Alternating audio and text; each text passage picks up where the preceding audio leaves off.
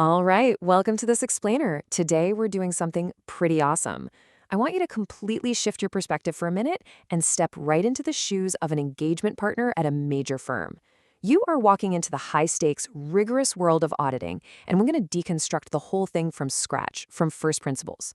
We're going to look at the exact mechanical journey of an audit, starting from that very first handshake all the way to the final signature on the report. Okay, let's dive into this by clearing up a massive and honestly quite dangerous misconception right out of the gate.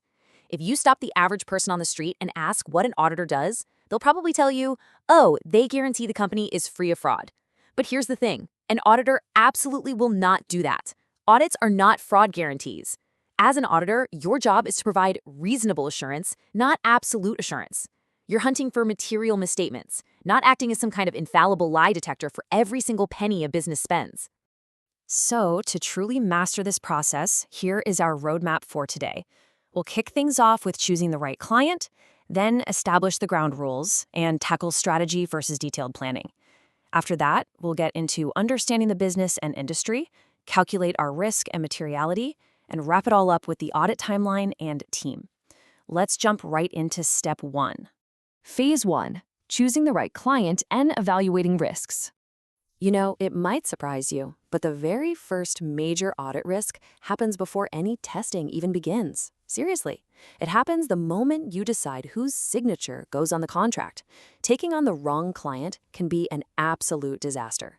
As an engagement partner, you kind of have to act like a detective here. You're evaluating backgrounds and ethical threats before you ever accept the job.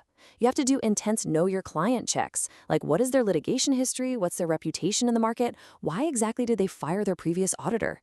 If you sense a sudden breakdown in trust, or maybe they're aggressively haggling over fees before you've even started, you walk away. Bad client acceptance is a massive audit risk. And by the way, this isn't just for new clients. You have to make these continuance decisions every single year for existing clients too, always watching out for new fraud indicators. Phase 2, establishing the ground rules and setting boundaries. So, let's say a client passes that rigorous background check. Awesome. Now we have to lay down some incredibly strict contractual boundaries to avoid disastrous misunderstandings later on. An audit legally cannot even begin without these foundational preconditions being met. Management absolutely must have an acceptable financial reporting framework in place. They have to formally acknowledge that they, not you, are responsible for the financial statements and the internal controls. And crucially, they have to agree to give you unrestricted access to all records and explanations. If they push back on these preconditions, the auditor should simply not accept the engagement. Period. To lock all these rules in, we use what's called an engagement letter.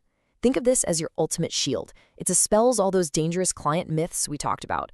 If the client expects a fraud guarantee or actually thinks you're there to prepare their accounts for them, this letter clarifies in writing that this is totally false.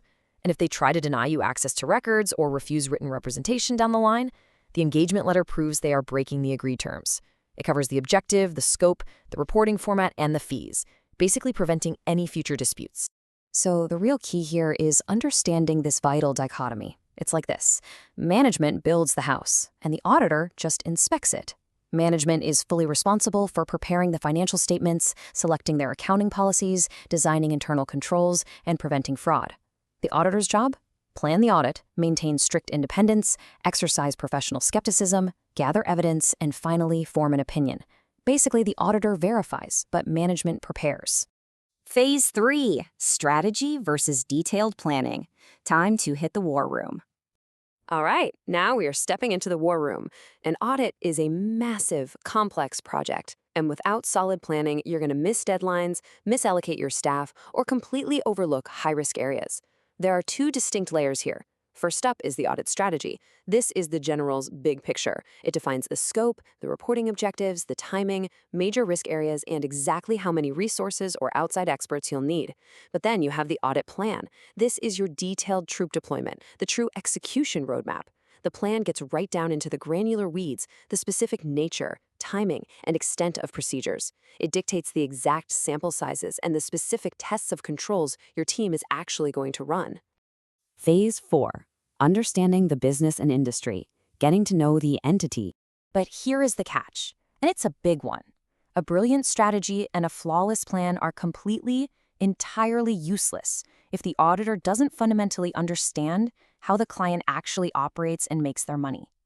I want you to really internalize this idea. Without business understanding, an audit becomes mechanical and weak. If you don't know what the entity sells, who their key suppliers are, what their cost structure looks like, or what IT systems they use, you are just blindly ticking boxes. You have to understand management's unique incentives to truly spot anomalies. Notice how risk is never ever generic. It is intensely specific to the exact industry you're auditing. Look at construction, for example. There, you're going to be obsessing over revenue recognition and work in progress. But walk into a bank and boom, your risk profile completely shifts to expected credit losses and regulatory capital. In retail, you're hunting for inventory shrinkage. In software, you're scrutinizing how they capitalize development costs. The industry literally defines the risk. And honestly, it goes way beyond just the broad industry. You have to look at their specific day-to-day business risks, because real-world nightmares morph instantly into financial reporting risks. Think about it. If a company suddenly loses their biggest customer, or faces a massive cyber breach, or gets hit by supply chain disruptions, these aren't just bad days for the CEO. These events trigger liquidity crises, going concern uncertainties, and massive valuation shifts that you, the auditor, are now responsible for hunting down and verifying. Phase 5. Calculating risk and materiality, turning concepts into hard targets. This brings us perfectly into the mathematical mechanics of it all. This is where those subjective risks we just talked about transform into hard, quantifiable targets, and everything hinges on materiality.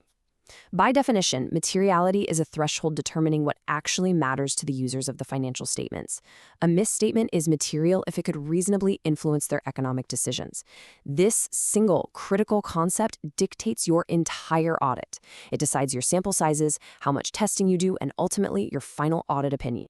But here's the thing, we don't just use one number. We use overall materiality and performance materiality.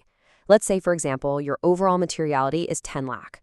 We will set performance materiality significantly lower, let's say at 6 lakh. Why? Well, think of it like a giant shock absorber. It provides this crucial safety buffer. It drastically reduces the risk that several tiny, undetected errors floating around the company accidentally add up, exceed that overall 10 lakh threshold, and cause a massive, undetected disaster. To manage those potential disasters, we rely on the audit risk formula. It's simple, but powerful.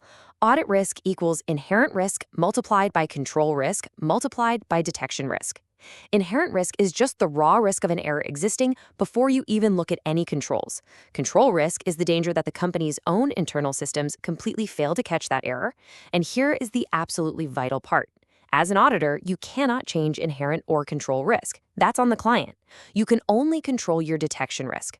So if a company is highly complex and their internal controls are a mess, you have to drastically lower your detection risk by doing far more rigorous testing yourself to ensure you catch the misstatement. Phase 6. The audit timeline and team. Execution and hierarchy. So we have our strategy, our materiality is set, and the risk is assessed. It is finally time to deploy the team. An audit requires a highly structured hierarchy to function efficiently. Down at the base, you have your associates handling the rigorous testing and meticulous documentation. Right above them, seniors execute the fieldwork directly on the ground. Then, audit managers handle the overarching planning, supervision, and review.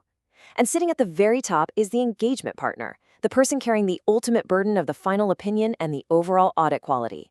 And often, an independent EQCR reviewer is brought in as well, just for a totally objective quality check. Let's trace how this execution actually plays out across the calendar year. The lifespan of the audit kicks off at the planning date, where the strategy is locked in. Next up is the interim audit for some early control testing. Then comes a very physical milestone, the dreaded inventory count date. Once the fiscal year closes, the year-end audit officially starts for final substantive testing, followed by securing those crucial final written assurances at the management representation date. And it all culminates in that final dramatic moment, the report signing, where the partner officially issues the opinion. We've built an audit completely from the ground up today, from rejecting bad clients and setting safety buffers to mapping industry risks and executing a strict timeline. It really is a brilliant, highly structured defense mechanism for our financial markets. But as we wrap up this explainer, I want to leave you with a final thought to ponder. In this incredibly intricate web of inherent control and detection risks, if a company's internal controls completely fail and the auditor's meticulously planned procedures somehow miss a material misstatement, who really pays the price in the real world? Thank you so much for joining me for this deep dive into the anatomy of an audit. Keep exploring, keep questioning, and I'll see you in the next explainer.